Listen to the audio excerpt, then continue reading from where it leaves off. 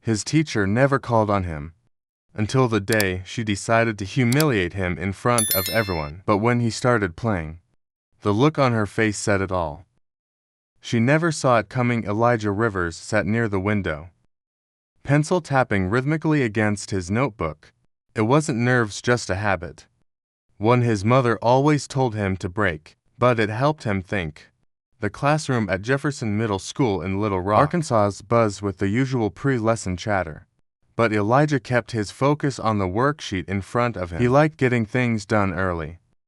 Miss Abigail Thornton stood at the front of the room, skimming her notes.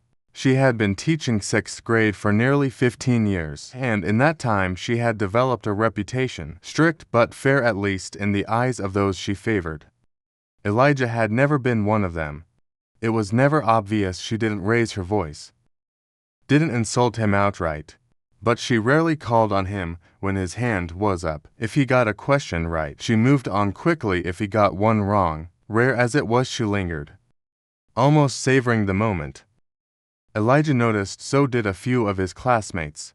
"Yoshi barely even looks at you." Tyler Whitman, the boy sitting next to him, whispered one afternoon, "You got like teacher invisibility or something." Elijah had only shrugged. "Guess I do." But today something felt different. Mrs. Thornton was glancing his way more than usual. Not in a way that signaled trouble, but something else, anticipation. The lesson began. A standard history discussion, something about the Civil War. Elijah took notes, listening, waiting for the usual pattern to repeat. But then something unexpected happened. "Elijah," Miss Thornton said, her voice crisp, "why don't you answer this one?" Heads turned. Elijah blinked. She never called on him. He sat up straighter, scanning the board. General Sherman's march to the sea was a military campaign aimed at breaking the Confederacy's resources and morale. She murmured. "Not bad, not bad." It was a textbook perfect answer. A few students exchanged glances. Tyler shot him a look that said, "What was that about the lesson?" Carried on. But the shift had been made. Miss Thornton wasn't ignoring him anymore. She was watching, and then right before the bell rang, she made her move. "Elijah," she said as students began packing up, "stay behind for a moment." A few heads turned again, but no one said anything. Elijah took his time, putting his notebook away before approaching her desk. "I overheard you talking the other day," she said, clasping her hands together. "About your grandfather." Elijah frowned. "What about him?" "You said he was a musician." Something in her tone made the air feel heavier. He nodded. "Yeah. He was a pianist, played jazz." Miss Thornton's lips curled just slightly. Not quite a smirk, but something close, interesting. She leaned back in her chair, tapping her fingers against the desk. "You must have picked up a thing or two." Elijah didn't answer right away. He wasn't sure where this was going, but it didn't feel right a little. He admitted. Her smile widened, but there was no warmth in it. "Good to know." The bell rang. Elijah grabbed his bag and turned toward the door, but her voice stopped him. "Tomorrow, let's see what you've got." He turned back. "What?" "The piano in the corner," she said, gesturing toward the old, upright instrument collecting dust at the back of the room. "You'll play something for the class." Elijah stared at her. A few remaining students had paused near the doorway, eyes flicking between them. "Why?" Miss Thornton tilted her head as if the question amused her. "Why not? You said your grandfather played. I'm sure you have some of that talent in you." Elijah knew that tone. It wasn't curiosity.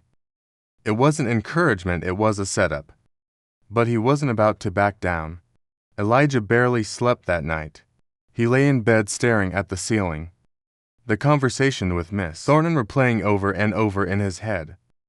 This wasn't a request, it was a challenge, and he knew exactly what kind. She expected him to stumble, to embarrass himself, to reinforce whatever opinion she had already formed about him, but she didn't know the full story. The next morning, Elijah walked into the classroom feeling the weight of something. Unspoken word had traveled fast. Whispers followed him as he took his seat. "You gonna play today?" Brandon Hall, one of the louder kids, smirked from across the room. Elijah didn't answer. Didn't know you were a piano guy, Tyler murmured beside him. Elijah kept his eyes on his notebook. There's a lot of things people don't know. Miss Thornton entered, setting her books down with an air of satisfaction. She barely acknowledged the student settling in, her focus drifting toward Elijah before she began the lesson. The first half of the class dragged on, but Elijah could barely hear any of it. His mind kept skipping ahead to the moment she would call on him. And then she did well, she said, closing her book and glancing at the clock. We have a little time before the next lesson. Perfect. She turned toward the old upright piano in the corner. Elijah, let's see what you can do. The air in the room changed. Students shifted in their seats, some whispering, some watching closely. Elijah didn't move right away. He felt every eye on him. His heartbeat wasn't fast, but it was strong, steady. Then he stood. A few muffled laughs rippled through the room. As he walked toward the piano, someone muttered something he couldn't quite catch, but he didn't need to. He already knew the tone. Miss Thornton clasped her hands together. Play whatever you'd like. Elijah studied the piano. It was old, keys slightly yellowed from age, a few of them chipped at the edges. He ran his fingers lightly over them just once. The instrument was out of tune, not by much but enough. He inhaled, sat down, rested his hands on the keys. He knew exactly what he was going to play. Then he heard it, someone stifling a laugh behind him.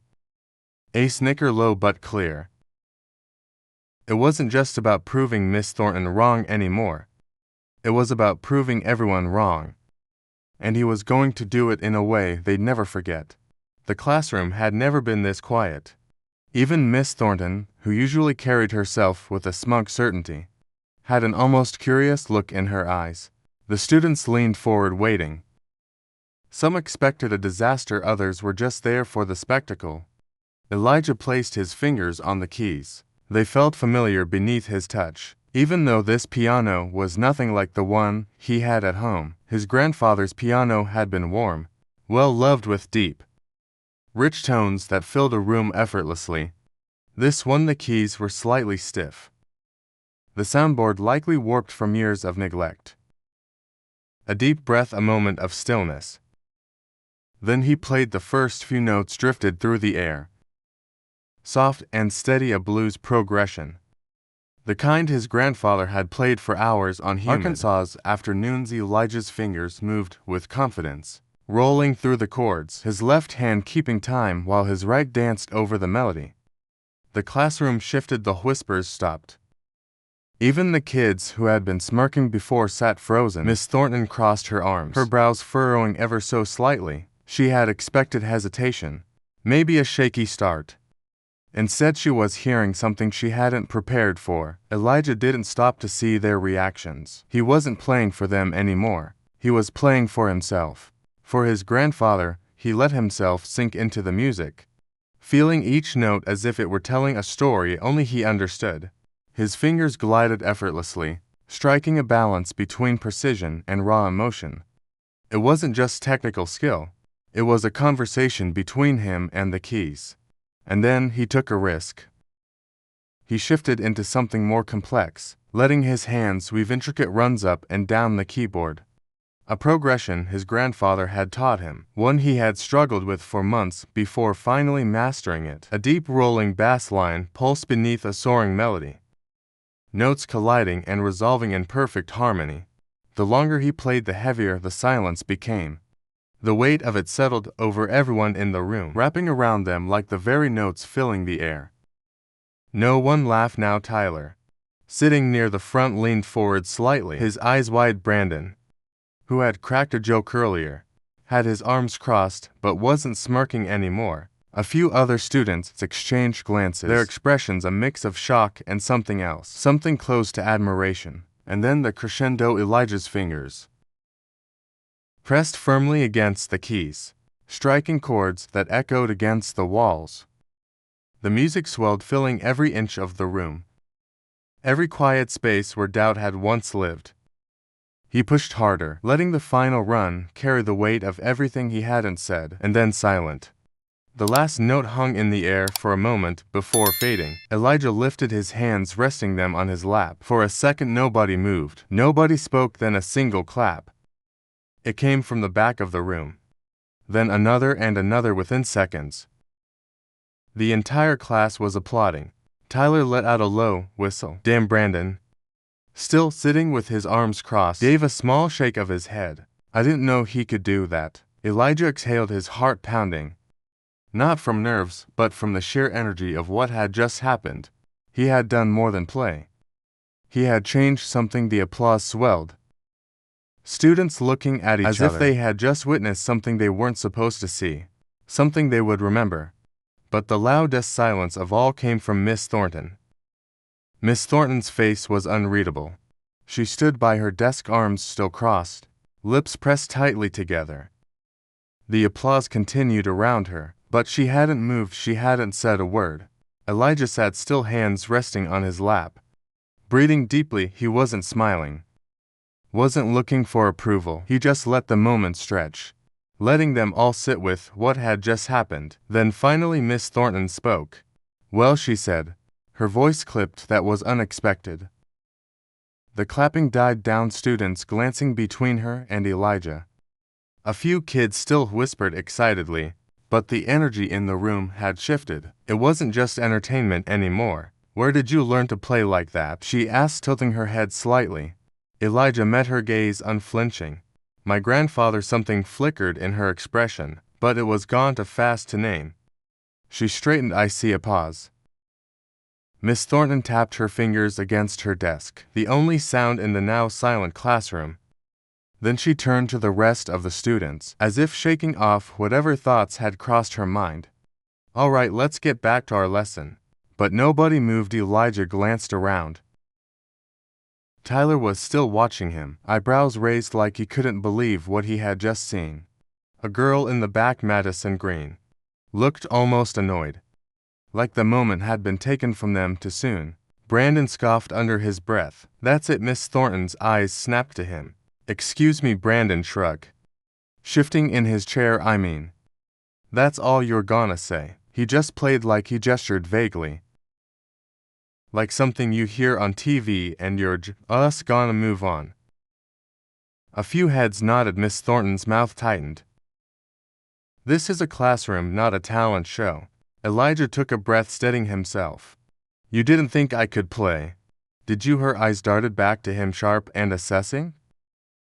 He didn't let her look away. That's why you called me up here. A few murmurs rippled through the room. Miss Thornton let out a slow breath. I simply gave you an opportunity to share your talent with the class. Elijah shook his head. No, you didn't. His voice was calm. Even you thought I'd mess up. That's why you asked. More whispers. Miss Thornton's fingers curled slightly against the edge of her desk.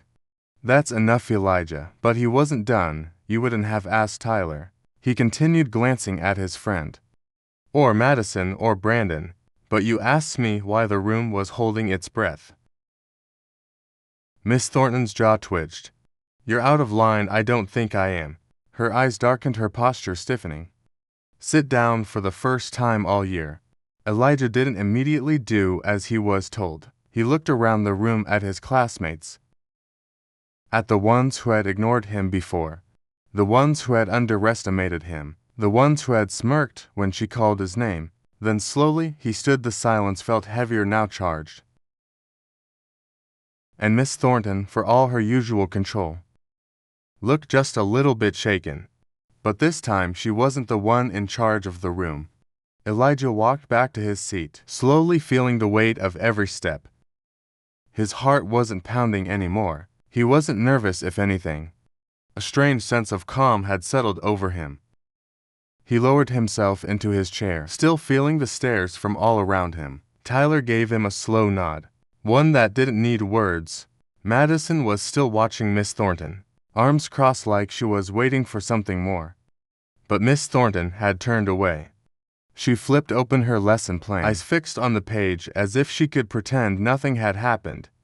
Let's move on. The room didn't shift back to normal as quickly as she expected. The energy lingered. People still whispered, It wasn't just about the music anymore. Brandon leaned back in his chair, arms crossed. Kind of weird how you don't want to talk about it.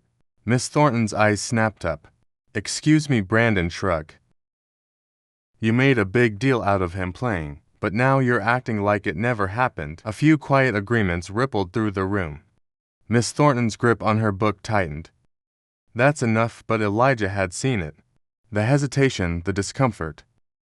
And so had everyone else for the rest of the class. Miss Thornton's usual authority felt thinner, like a glass window that had just been cracked. She still controlled the lesson, but the students weren't as engaged. The usual rhythm was gone. When the bell finally rang, chairs scraped against the floor as students packed up their things, murmuring to each other as they filed out. Elijah slung his bag over his shoulder, moving toward the door, but just before he stepped out, Miss Thornton called his name. Elijah. He turned back for a second. She looked like she might say something meaningful, something real instead. Her expression hardened. I hope you understand that this is still my classroom. Elijah studied her then in the same calm, steady voice he had used before. He said, I know.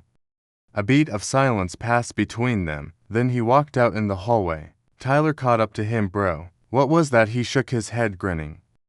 You just flipped everything upside down. Elijah let out a breath. Yeah. Tyler nudged his shoulder. So, you gonna play again? Elijah thought about it. About the feeling of the keys beneath his fingers. About the music filling the room. He smiled. Yeah. I think I will, because today he hadn't just played music. He had been heard. Elijah walked home that afternoon with a lightness in his step. The sun hung low over West Markham Street, casting long shadows as he weaved through the familiar route. The weight he had been carrying since yesterday, the tension, the doubt, was gone at the corner store near his neighborhood. He stopped to grab a bottle of water. Mr. Henson, the older man who owned the shop, watched him with a knowing look. You look like a kid who just did something important. Elijah hesitated, then smiled. Maybe I did. By the time he reached home, the smell of fried catfish and cornbread filled the air. His mother was at the stove humming as she flipped a fillet. You're home late. Elijah dropped his bag by the door and sat at the kitchen table. Had a long day. His mother glanced over her shoulder. Good or bad? He thought about it. About the way the room had fallen silent, the way Miss Thornton had looked at him, the way his classmates had seen him differently, really seen him for the first time. Good, he said finally. Really good. She turned off the burner and wiped her hands on a dish towel before sitting across from him. You want to talk about it? Elijah nodded. And for the next 15 minutes, he told her everything. She didn't interrupt, didn't rush him. Just listened, her expression shifting between concern, pride, and something else, something softer. Almost sad when he finished. She exhaled. Sounds like you made her uncomfortable. I think I did. She studied him. And how do you feel about that? He didn't have to think long, like it was supposed to happen. His mother smiled, reaching across the table to squeeze his hand. Good. The next day at school, things were different, not drastically. Miss Thornton still ran her class the same way. Still called on the same students, still acted like nothing had changed. But the energy in the room had shifted. People saw her differently now. And they saw Elijah differently too. During lunch, a few students, ones who had never spoken to him before, stopped by his table. Dude, you were insane on that piano, Madison said, sitting across from him. How long have you been playing? Since I was 5. Tyler shook his head. Man, you've been holding out on us. Elijah smirked. Guess so. From across the cafeteria, Miss Thornton walked past, tray in hand. Their eyes met briefly. This time she looked away first. And Elijah, he just kept eating. Because he had already said everything he needed to say. Some lessons aren't taught in books. Some moments change the way people see the world, whether they want to or not. Miss Thornton had spent the year looking past Elijah, and in just a few minutes he had made sure she would never do it again. Maybe she would never say it out loud. Maybe she would never admit what she had done, what she had assumed, but it didn't matter. because now Elijah knew something that she didn't. When people try to silence you, when they try to underestimate you, the best thing you can do is let your talent speak louder than their doubts. And when you do, they'll have no choice but to listen. If this story moved you, don't forget to like, share and subscribe, because sometimes the most powerful stories are the ones that remind us to stand tall, no matter who's watching.